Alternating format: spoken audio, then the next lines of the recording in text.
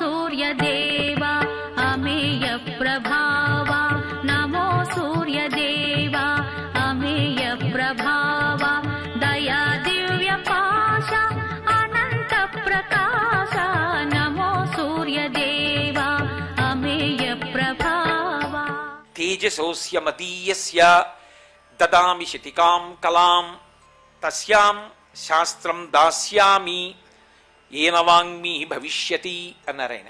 నేను ఈ పిల్లవాడికి నా యొక్క తేజస్సులో 100వ వంతు ఇచ్చేస్తున్నాను. అందుకే హనుమ యొక్క రూపమే అంత తేజోవంతంగా ఉంటుంది.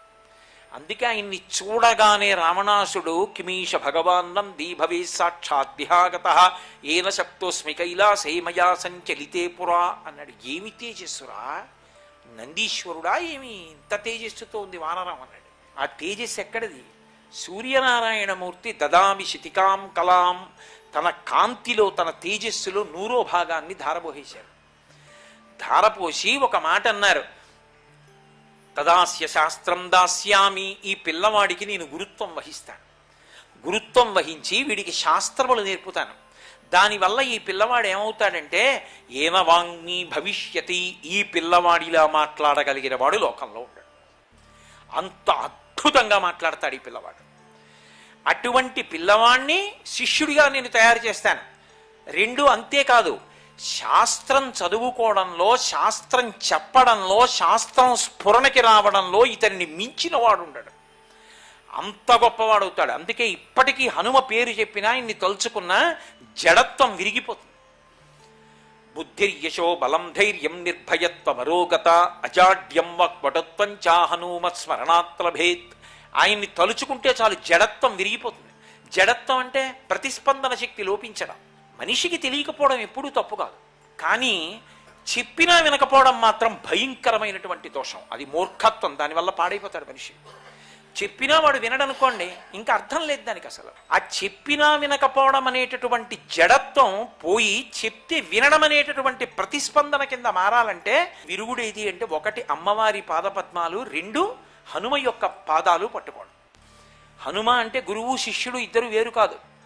అందుకే అవిద్యానామంతస్తిమిరమిహిరోద్దీపనగరీ జడానాం చైతన్యస్తవకమకరంద శృతిచరీ దరిద్రాణాం చింతామణి గుణనికా జన్మ జలధౌ నిమగ్నానాం దంస్ట్రా మురరిపువరాస్య భవతి అంటారు సౌందర్యలహరిలో శంకర భగవత్పాదులు.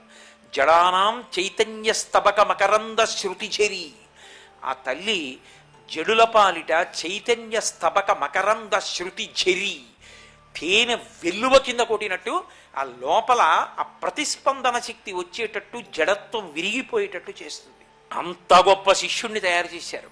కాదు, అసలు హనుమలా పాఠం నేర్చుకున్నవాడు కనబడ్డ లోకంలో.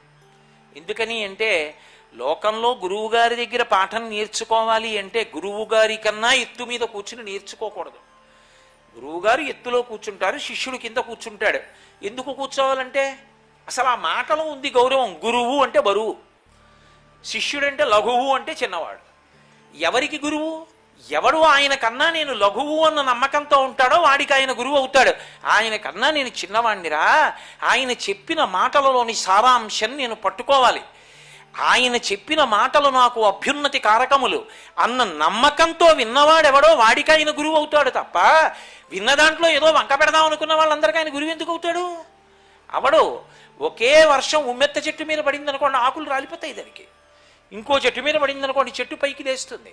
స్వీకరించేవాడి మనస్తత్వాన్ని బట్టి అభివృద్ధి ఉంటుంది.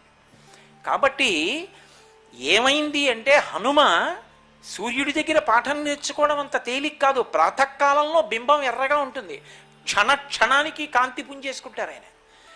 ఆయనతో వెళ్ళడం సాధ్యం కాదు, కాంతి కొట్టేస్తుంది పక్కన. మార్తాండ బింబం అయిపోతాడు మధ్యాహ్నానికి. ఎవరు వెళ్ళగలరు ఆయనతో?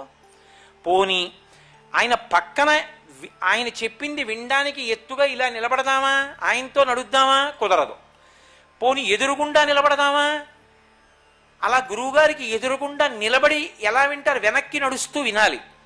మహానుభావుడైనటువంటి హనుమ ఒక పక్కకి నిలబడి వెనక్కి నడుస్తూ సూర్యనారాయణమూర్తి చెప్పిన పాఠం విని నవవ్యాకరణ పండితుడయ్యారు.